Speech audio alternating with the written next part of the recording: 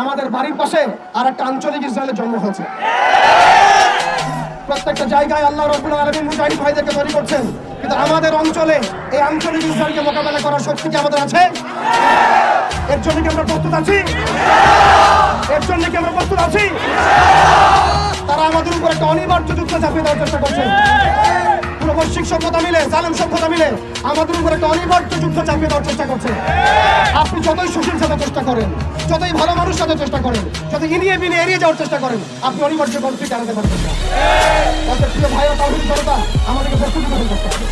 এই প্রস্তুতি শুধু আবেগের নাম নয়, আমাদেরকে বুদ্ধিদীপ্ততার জন্য তৈরি করতে হবে।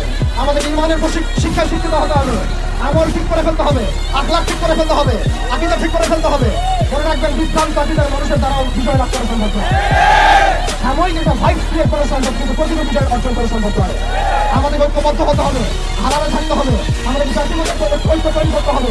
বাংলার জমিনে যে মুসলিম ভাইরা কাজ করছেন, সবার সাথে ঐক্যবদ্ধ হবে। আমরা আমাদের মিশন এগিয়ে যাবো ইনশাআল্লাহ।